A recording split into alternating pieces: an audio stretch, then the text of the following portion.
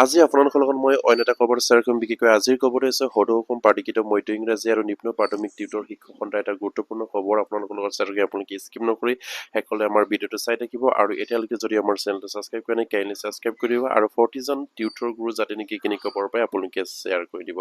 নিশ্চয় আপোনালোকে জ্ঞাত যে বৰ্তমান সময়ত টিউটৰ ছাৰ বাইদেউসকলে এবোৰি সমস্যাৰে জড়িত হৈ আছে আৰু সেই সমস্যাৰ পৰা তেখেতসকলে পৰিত্ৰাণ পাবলৈ তেখেতসকলে বৰ্তমান যিখন চৰকাৰ আছে সেই চৰকাৰখনক তেখেতসকলে বাৰম্বাৰকৈ অনুৰোধ জনাই আহিছে মুখ্যমন্ত্ৰীকে আদি কৰি এই শিক্ষামন্ত্ৰীক তেখেতসকলে বাৰম্বাৰকৈ অনুৰোধ জনাইছে তেখেতসকলৰ কামখিনি যাতে নেকি কৰি দিব লাগে বা তেখেতসকলৰ দৰমহাটো বৃদ্ধি কৰিব লাগে কিন্তু সেইখন চৰকাৰে এতিয়ালৈকে সেই টিউটৰ ছাৰ বাইদেউসকলৰ সমস্যাৰ প্ৰতি গুৰুত্ব প্ৰদান কৰা নাই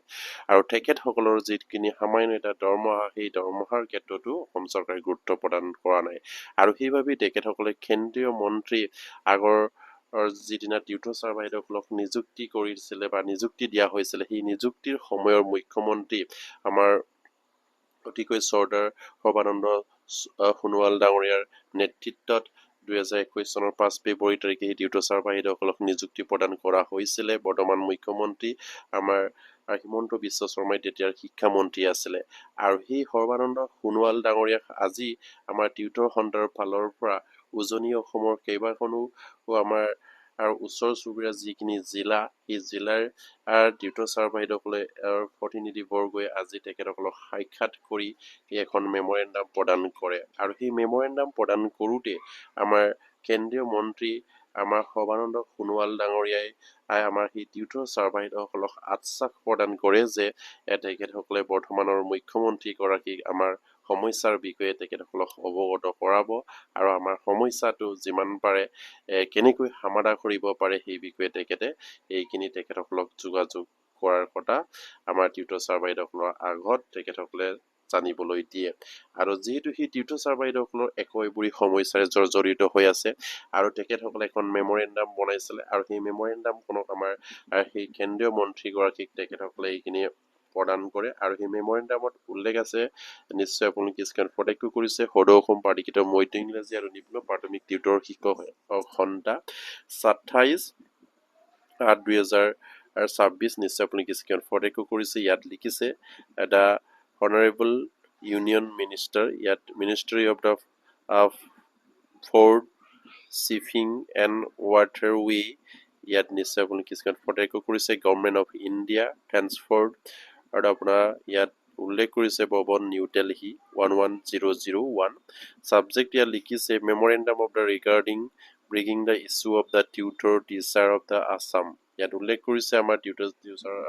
ছাৰ বাইদেউসকলৰ সমস্যাক লৈ সেইখিনি মেমৰেণ্ডাম প্ৰস্তুত কৰা হৈছিলে আৰু সেই মেমৰেণ্ডামখনত 2021 চনৰ 1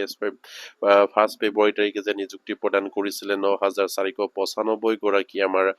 যিসকল LP আৰু UP টিউটৰ ছাৰ বাইদেউসকল আছিলে তেখেতসকলক টিউটৰ হিচাপে যে এপইণ্টমেণ্ট প্ৰদান কৰিছিলে সেইখিনি কথা ইয়াত উল্লেখ আছে আৰু এইখন মেমৰেণ্ডামত আৰু ইয়াত উল্লেখ আছিলে যে আমাৰ যিসকল টিউটৰ ছাৰ বাইদেউসকলে বৰ্তমান অৱসৰ গ্ৰহণ কৰিলে বা যিসকলে দুৰ্ভাগ্যবশতঃ মৃত্যুবৰণ কৰিলে সেই সকলো পৰিয়ালক গ্ৰেজুৱেট হিচাপে 10 লাখ টকাৰ দিয়াৰ যিখিনি প্ৰতিশ্ৰুতি প্ৰদান কৰিছিলে আৰু সেইমতে সেই প্ৰতিশ্ৰুতি পূৰণ কৰিব লাগে আৰু ইয়াৰ পাছতে উল্লেখ কৰিছিলে যে আমাৰ টিউটৰ ছাৰ বাইদেউসকলক যিহেতু আপোনাৰ টেট কোৱালিফাইড লাগে আৰু সেই টেট কোৱালিফাইড নহ'লেও যে তেখেতসকলক আপোনাৰ অসম চৰকাৰে কিবা এটা ব্যৱস্থা কৰি তেখেতসকলক যেন আপগ্ৰেড কৰা এটা ব্যৱস্থা কৰিব লাগে আৰু তেখেতসকলক বৰ্তমান যিখিনি আপোনাৰ কামৰ মূল্য সেইখিনি যে 12,000 টকাকৈ প্ৰদান কৰা হৈছে সেইখিনি কথাও ইয়াত উল্লেখ কৰিছে খুবেই এটা গুৰুত্বপূৰ্ণ আপোনাৰ সেইখিনি খবৰ যিসকল টিউটৰ ছাৰ বাইদেউসকলৰ সমস্যাত ভুগি আছে আৰু এই সমস্যাক উপস্থাপন কৰি আমাৰ কেন্দ্ৰীয় মন্ত্ৰীগৰাকীক তেখেতসকলে এখন মেমৰেণ্ডাম প্ৰদান কৰে আৰু সেই মেমৰেণ্ডামৰ প্ৰদান কৰোঁতে আমাৰ কেন্দ্ৰীয় মন্ত্ৰীগৰাকীয়ে আমাৰ মুখ্যমন্ত্ৰীৰ লগত যোগাযোগ কৰিম বুলি তেখেতসকলে সেই টিউটৰ ছাৰ বাইদেউসকলক আশ্বাস প্ৰদান কৰিছিলে আৰু সেইমতে যদি তেখেতসকলে সেইখিনি যদি কৰে হয়তো কিঞ্চিত পৰিমাণ হ'লেও যেন টিউটৰ ছাৰ বাইদেউসকলৰ সমস্যাটো এখোজ আগুৱাই সেই সমস্যাৰ পৰা নাইকিয়া হ'ব সেয়া তেখেতসকলে আশা কৰি আছে আৰু তেখেতসকলৰ প্ৰধানকৈ যিখিনি আপোনাৰ ডিমাণ্ড সেই ডিমাণ্ডৰ কথাটো তেখেতসকলে কি ডিমাণ্ড কৰিছিলে সেইখিনি আপোনালোকৰ লগত শ্বেয়াৰ কৰিম আপোনালোকে স্কিপ নকৰি সকলোৱে ভিডিঅ'টো চাই থাকিব আৰু বৰ্তমান যিহেতু অসম চৰকাৰে যে 6% বৃদ্ধি কৰাৰ কথা হৈছে আৰু সেইখিনি কথাও সেইখন মেমৰেণ্ডামত উল্লেখ কৰিছে কেৱল 6% বৃদ্ধি কৰিলে কিমান বৃদ্ধি হ'ব 720 টকা হ'ব 12,000 টকাৰ আৰু সেইখিনি কথাও ইয়াত উল্লেখ কৰা হৈছে আৰু নিশ্চয়কৈ আপোনালোকে মেমৰেণ্ডামৰ স্ক্ৰীনত প্ৰত্যক্ষ কৰি আছে আপোনালোকে সেই মেমৰেণ্ডামখনক চাওক আৰু তেখেতসকলৰ যিখিনি আপোনাৰ মুখ্য ডিমাণ্ড সেই ডিমাণ্ডখিনি আপোনালোকৰ লগত মই শ্বেয়াৰ কৰি আছো আপোনালোকে স্কিপ নকৰি শেষলৈ ভিডিঅ'টো চাই থাকিব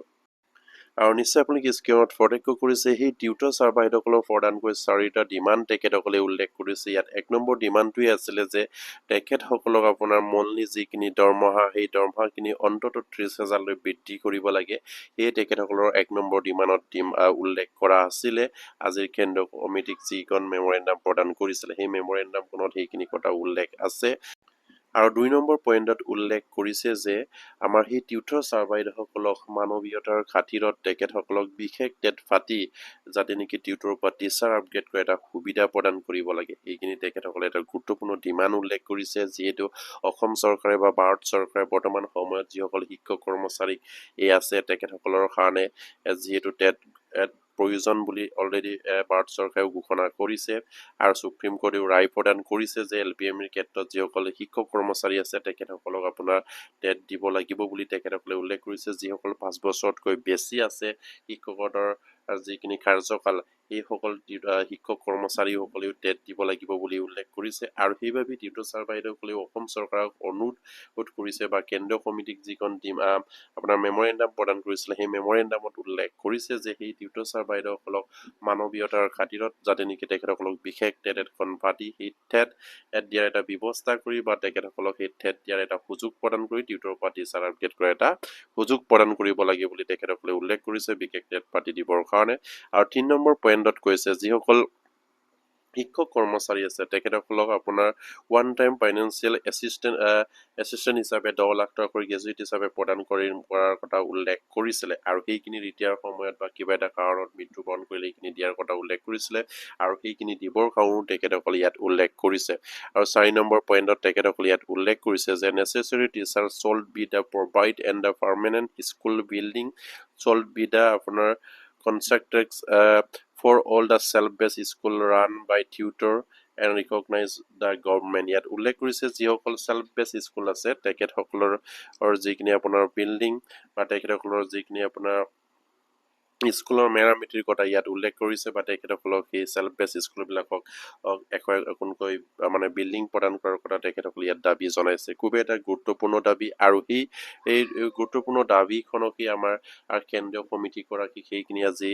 প্ৰদান কৰা হৈছে আৰু তেখেতসকলে আমাৰ সেই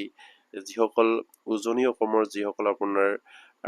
ডিব্ৰুগড় ধেমাজি শিৱসাগৰ লখিমপুৰ আৰু শদিয়াৰ যিসকল টিউটৰ ছাৰ বাইদেউসকল আছে তেখেতসকলৰ এটা নেতৃত্বত এটা সজাতি দলে আমাৰ কেন্দ্ৰীয় কমিটিক সাক্ষাৎ কৰে আৰু সেই সাক্ষাতত তেখেতসকলে এখন গুৰুত্বপূৰ্ণ মেমৰেণ্ডাম প্ৰদান কৰে আৰু সেই মেমৰেণ্ডাম প্ৰদান কৰোঁতে তেখেতসকলে আমাৰ সেই টিউটৰ ছাৰ বাইদেউসকলক আশ্বাস প্ৰদান কৰে যে সেই বিষয়ে তেখেতসকলে অসমৰ মুখ্যমন্ত্ৰীৰ লগত আলোচনা কৰাৰ কথা তেখেতসকলে জানিবলৈ দিয়ে বা তেখেতসকলে আমাৰ সমস্যাৰ বিষয়ে মুখ্যমন্ত্ৰীক অৱগত কৰিব বা সেই সমস্যাটো যাতে নেকি সমাধানৰ এটা সুযোগ বা এটা পথ উলিয়াবৰ কাৰণে তেখেতসকলে হয়তো মুখ্যমন্ত্ৰীক আপোনাৰ জনাম বুলি তেখেতসকলে জানিবলৈ দিয়ে আৰু প্ৰত্যেকটো টিউটৰ ছাৰ বাইদেউসকলৰ কাৰণে খুবেই এটা গুৰুত্বপূৰ্ণ খবৰ যিহেতু আমাৰ এশ এপুৰি সমস্যাৰে জড়িত হৈ আছে সেই টিউটৰ ছাৰ বাইদেউসকলৰ সমস্যাটো সেই সমস্যাৰ প্ৰতি কিন্তু অসম চৰকাৰে গুৰুত্ব প্ৰদান নকৰাটো খুবেই এটা ডাঙৰ বিষয় কাৰণ সেই টিউটৰ ছাৰ বাইদেউসকল আজিৰ শিক্ষক নহয় তেখেতসকলে বছৰ বছৰ ধৰি শিক্ষকতা কৰি আহিছে আৰু শিক্ষকতা কৰাৰ পাছত তেখেতসকলে যি ধৰণে তেখেতসকলক অসম চৰকাৰে বা অসম চৰকাৰখনৰ নেতৃত্বত যিদৰে তেখেতসকলক প্ৰভিন্সিয়েলাইজ কৰিব লাগিছিলে কিন্তু নামত প্ৰভিন্সিয়েলাইজ নাম দিলে কিন্তু তেখেতসকলক মৰ্যাদা হিচাপে টিউটৰ সজাই তেখেতসকলক শিক্ষকৰ পৰা টিউটৰলৈ অৱনমিত কৰি তেখেতসকলৰ যিখিনি আপোনাৰ শিক্ষক হিচাপে যিখিনি সা সুবিধা পাব লাগে সেই সা সুবিধাৰ পৰা বঞ্চিত ৰাখিছে কেৱল টিউটৰ এটা নাম লগাই আৰু সেই অসম চৰকাৰৰ খুবেই এটা ডাঙৰ সমস্যা বুলি মই ভাবোঁ বা অসম চৰকাৰৰ ডাঙৰ সেইখিনি হয়তো আমাৰ এই টিউটৰ ছাৰ বাইদেউসকলৰ প্ৰতি অন্যায় কৰা হৈছে আৰু সেয়া অসম চৰকাৰ নিশ্চয়কৈ আকৌ বিবেচনালৈ আনিব লাগে টিউটৰৰ সমস্যাটো আৰু তেখেতসকলৰ যিখিনি মাহিলী যিখিনি ফাৰিটুকি বৰ্তমান প্ৰদান কৰি আছে সেইখিনি চেলাৰীলৈ কনভাৰ্ট কৰি তেখেতসকলক দৰমহা প্ৰদান কৰিব লাগে আৰু তেখেতসকলক বিশেষ তাত পাতি তেখেতসকলক টিউটৰৰ পৰা টিচাৰ আপগ্ৰেড কৰি এটা সুযোগ প্ৰদান কৰিব লাগে আৰু যিসকল টিউটৰ ছাৰ বাইদেউসকলে বৰ্তমান অৱসৰ গ্ৰহণ কৰিলে বা যিসকল টিউটৰ দুৰ্ভাগ্যবশতঃ মৃত্যুবৰণ কৰিলে সেইসকলৰ পৰিয়াললৈ 10 লাখ টকাৰ যিখিনি গ্ৰেজুৱেটি প্ৰদান কৰাৰ কথা নিযুক্তিৰ সময়ত বৰ্তমানৰ মুখ্যমন্ত্ৰী তেতিয়াৰ শিক্ষামন্ত্ৰী হৈ থাকোঁতে